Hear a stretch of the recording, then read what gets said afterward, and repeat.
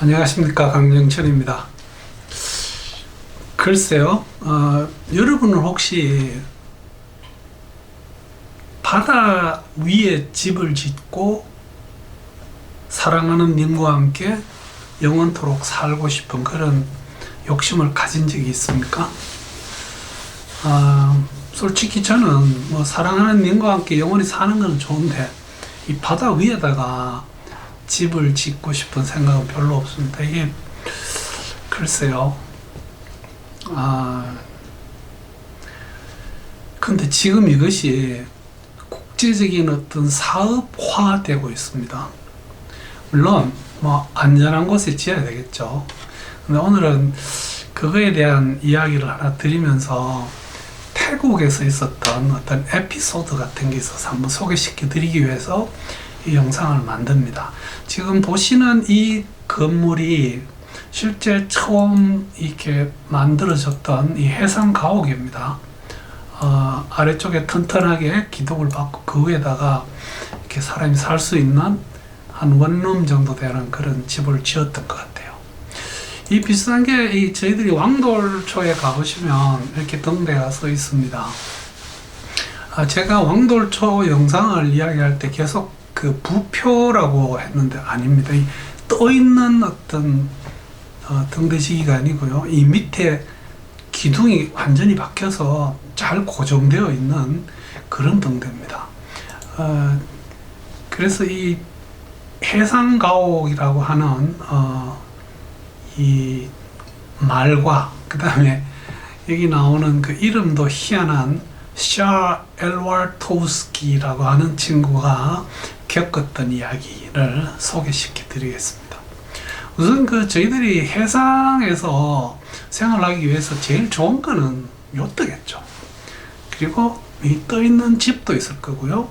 그 다음에 이 시스테딩이라고 그냥 제가 영어로 그냥 적었습니다. 이유가 사전에 나오는 단어가 아직 아닙니다. 이것은 떠 있는 가옥이 아닌 해상 고정 가옥입니다.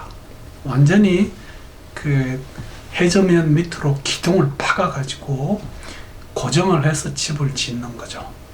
그래서 이 요트 같은 거 멋지지 않습니까? 이 요트 이름이 닥터 강서 카타마란 이렇게 돼 있으면 참 좋을 것 같아요. 여기서 다 먹고 자고 다 하죠. 이게 몇백만 불 하는 것도 제가 봤습니다. 그런가 하면 이제 이런 것은 밑에 이렇게 부표를 띄워 가지고 집을 지었는데요. 그 교회 같은 거를 이렇게 짓고 이것을 바다 가까이 갖다 대서 이제 일일이 손님 받고 그렇게 하는 경우가 있나 봅니다. 또 이 정도 집이면 호수에다가 하면 좋을 것 같아요. 그런데 이제 시스테딩은 바로 이렇게 수상 고정 가옥을 짓는 거죠. 지금 보면 이 장난 아닙니다. 이 정도 되면 어마어마한 아파트 촌을 지금 밑에 보면 이렇게 기둥을 박았습니다. 완전히 고정시켜 가지고 이런 하나의 도시를 만들어 가는 거겠죠. 이거를 분양을 하는데 여기 보면 다 팔렸다고 또 광고 나오는 이런 내용도 구글에서 찾을 수 있습니다. 시스테딩을 찾아보시면요. 그래서 이 수상 고정 가옥 시스테딩은 조건이 고정을 해야 되고요. 고정하는 기둥을 박아야 되고요. 육지와는 다리가 아닌 완전히 분리되어 있어야 됩니다. 그 다음에 당연히 여기서 살려면 보트를 하나 구비하고 있어야 되겠죠. 그 다음에 중요한 것이 그 지역의 연안법, 그 다음에 해상법 여기에 위반하지 않아야 되고요. 해양 환경을 해치지 않아야 됩니다. 그러면 과연 제가 궁금한 것이 밑에 기둥을 박을 때 과연 해저면에 어떻게 환경을 해치지 않을 수 있고 떠 있으면 이 사람들이 대소변을 어떻게 해결하죠? 개념이 있는 사람들이라면 충분히 준비해서 할 수 있으리라고 생각을 합니다. 그래서 처음 말씀드린 것처럼 이 수상 고정가옥이 지금은 이게 비즈니스화해서 활발히 분양을 하고 있는 걸로 되어 있습니다. 그런데 이 샤르 엘발토스키라는 친구가, 이 사람은 이름은 엘발토스키, 이 뭐 소련 쪽인가요? 이 미국 사람입니다. 원래는 엔지니어를 하던 친구가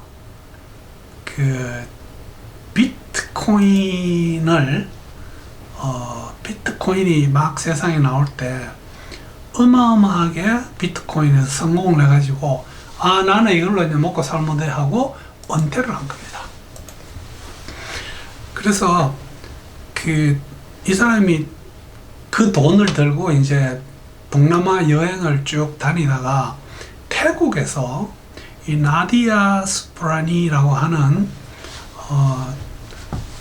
여성을 만나서 사귀게 됩니다. 그러면서 두 사람이 태국에다가 우리도 이 해상 가옥 시스테딩을 하나 지어서 같이 살래? 이래서 이 사람들이 의견 투합을 했습니다. 그래서 태국 해안에서 13해리 떨어진 곳에, 이 13해리에 대해서는 조금 이따 다시 제가 설명을 드리겠습니다만은, 거기다가 아까 보신 이런 집을 지은 겁니다. 물론 당연히 보트도 하나 장만했겠죠. 근데 그 보트를 나중에 다른 용도로 쓰게 됩니다. 그래서 이렇게 집을 완성하거나 기념 촬영도 하고, 이때까지가 참 좋았습니다. 문제는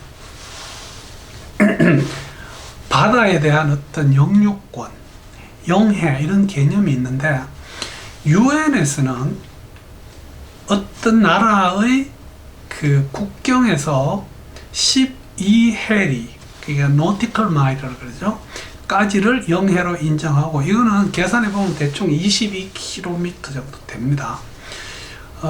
그런가 하면, 그래서 이 사람들이 12해리 밖에 13해리에다가 지은 거죠.